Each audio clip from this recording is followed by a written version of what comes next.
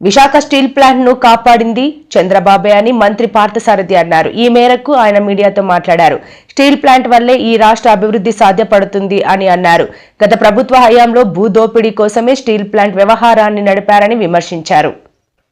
ఈక్విటీని విత్డ్రా చేయాలని చెప్పేసి కేంద్ర ప్రభుత్వం ఒక నిర్ణయం తీసుకుంది. ఎకనామిక్ అఫైర్స్ కమిటీ 2021లో ఒక నిర్ణయం తీసుకుంది. అప్పటి నుంచి మళ్ళీ ఉత్తరాంధ్ర ప్రజలు కానివ్వండి, ఆనాడు ప్రతిపక్షంలో ఉన్న తెలుగుదేశం పార్టీ కానివ్వండి, జనసేన కానివ్వండి,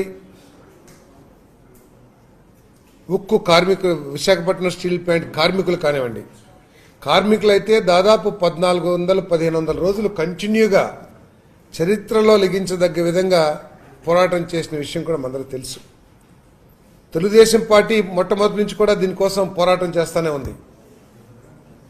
ఆఖరికి లోకేష్ గారు ఒకవేళ కేంద్ర ప్రభుత్వం వదిలించుకోవాలని ప్రయత్నం చేస్తే ఆ ఫ్యాక్టరీని రాష్ట్ర ప్రభుత్వం ఆధ్వర్యంలో నడపాలి, ఆ ఫ్యాక్టరీని కాపాడుకోవాలి, దాంట్లో ఆధారపడ్డ లక్షల కుటుంబాలని మనం ఆదుకోవాలని చెప్పేసి 2021లోనే ప్రస్తుత human resources minister, IT minister Lokesh గారు చెప్పిన విషయాన్ని ఈరోజు జ్ఞాపకం చేసుకోవాలని చెప్పేసి మనం చేస్తాను.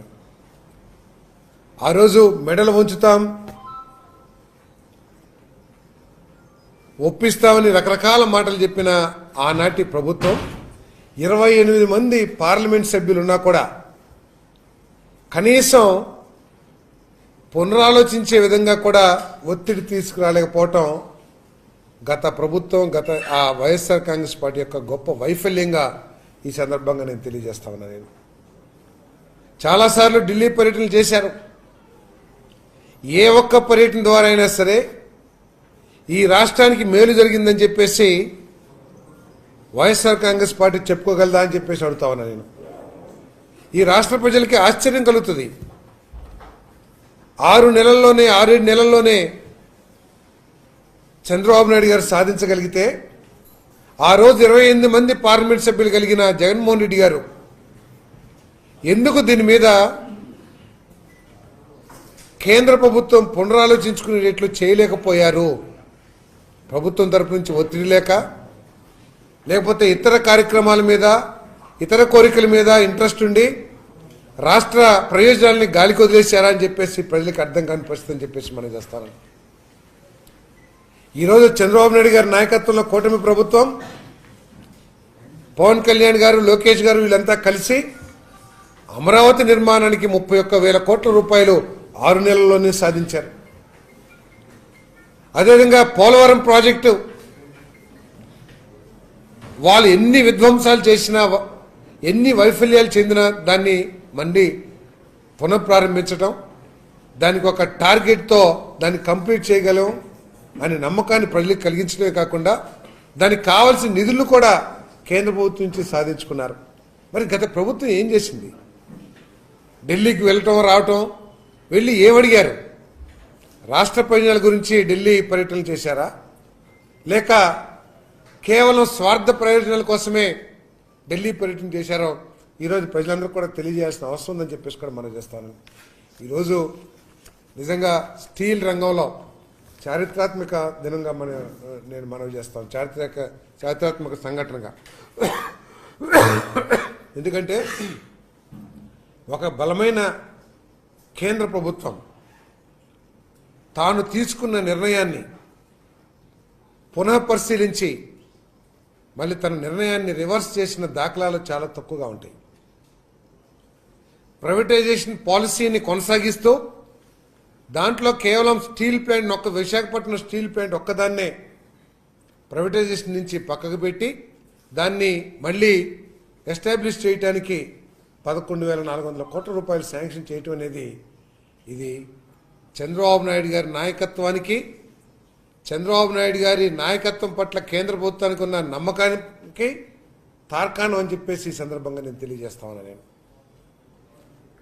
మన ప్రధానమంత్రి నరేంద్ర మోడీ గారికి ఈ రాష్ట్ర ప్రజల పట్ల కానివ్వండి, ఈ రాష్ట్ర ప్రభుత్వం పట్ల కానివ్వండి, ప్రత్యేకంగా చంద్రబాబు నాయుడు గారి నాయకత్వం పట్ల కానీ ఉన్న నమ్మకమే ఈరోజు ఆయన నిర్ణయాన్ని పునః పరిశీలించుకుని ఈ రాష్ట్రానికి ఇతోదిగా సహాయం చేశారని చెప్పేసి వారికి ధన్యవాదాలు కూడా తెలియజేస్తామని చెప్పేసి మనం చేస్తామని 2,08,000 కోట్ల రూపాయల పెట్టుబడులకి శంకుస్థాపన చేసి మన ముఖ్యమంత్రి గారి ప్రయత్నం కానివ్వండి, వారు చేసిన ఒత్తిడి కానివ్వండి, లేదా రాష్ట్ర ప్రజల సమస్యల్ని, రాష్ట్ర ప్రజల మనోభావాల్ని ఆయనకు చెప్పడం కానివ్వండి, ఢిల్లీకి అనేక సార్లు వెళ్ళి ఈ ఉక్కు అనేది మాకు సెంటిమెంటల్ విషయం, ఆంధ్రులకి ఇది పోరాడి సాధించుకున్న ప్రాజెక్టు, దీన్ని దయచేసి మళ్ళీ ఎస్టాబ్లిష్ చేయండి అని చెప్పేసి కోరిన మీదట ఈరోజు ఈ కేంద్ర ప్రభుత్వం నిర్ణయం తీసుకుందని చెప్పేసి నేను మనవి చేస్తా ఉన్నాను. నేను ఈరోజు ఇది సాధించటంలో కార్మికుల పోరాటం కానివ్వండి, వీరి మరి అదేవిధంగా ఉత్తరాంధ్ర ప్రజల పోరాటం కానివ్వండి, మరవలేనిదని కూడా ఈ సందర్భంగా నేను తెలియజేస్తా ఉన్నాను. నేను కాబట్టి చంద్రబాబు నాయుడు గారి నాయకత్వంలో ఈ రాష్ట్రం గొప్ప అభివృద్ధి చెందుతుంది అనే విషయంలో ఎటువంటి అనుమానం లేదు. ప్రజలందరూ కూడా ఈరోజు ఏ విధంగా అయితే పెట్టుబడిదారులు ఈ రాష్ట్రం వైపు చూస్తూ ఉన్నారో, ప్రపంచంలో ఉన్న పెట్టుబడిదారులు పెద్ద పెద్ద దిగ్గజాలన్నీ కూడా ఈ రాష్ట్రంలో పెట్టుబడి పెడతానికి ఏ విధంగా అయితే పరుగులెత్తుతున్నాయో, అదేవిధంగా కేంద్ర ప్రభుత్వం కూడా దేశంలో ఆంధ్రప్రదేశ్ ఒక డెస్టినీ, ఇండస్ట్రీస్కి ఒక డెస్టినీ అని చెప్పేసి కేంద్ర ప్రభుత్వం కూడా తన దృక్పథాన్ని మార్చుకుందని చెప్పేసి కూడా ఈ సందర్భంగా నేను తెలియజేస్తాను. గత 5 సంవత్సరాల్లో ఇక్కడ జరుగుతున్న విధ్వంసకర పరిపాలన పట్ల కేంద్ర ప్రభుత్వానికి పూర్తి అవగాహన ఉంది. ఇక్కడ జరుగుతున్న ఆర్థిక విధ్వంసం, ఆర్థిక ఇండిసిప్లిన్, వీటన్నిటి పట్ల అవగాహన ఉంది. కాబట్టి అంతేకాకుండా గత ప్రభుత్వం ఏ రోజు కూడా రాష్ట్ర ప్రయోజనాల కోసం ఒత్తిడి చేయకపోవటం మూలంగా గత 5 సంవత్సరాలు కేంద్ర ప్రభుత్వం నుంచి ఇంత సహాయం అందలేదని చెప్పేసి ప్రజలు నమ్ముతున్నారని చెప్పేసి కూడా ఈ సందర్భంగా తెలియజేస్తాను. మరి కేంద్ర ప్రభుత్వానికి, ప్రత్యేకంగా ప్రధానమంత్రి గారికి, అమిత్ షా గారికి, స్టీల్ మినిస్టర్ గారికి, అందరికీ కూడా ఈ రాష్ట్ర ప్రజల పట్ల ధన్యవాదాలు తెలియజేస్తూ, మరి నారా చంద్రబాబు నాయుడు గారి నాయకత్వం పట్ల ఈ రాష్ట్రానికి మరి అదేవిధంగా కేంద్ర ప్రభుత్వానికి ఉన్న నమ్మకం ఏంటో కూడా దీంతో మరి తేట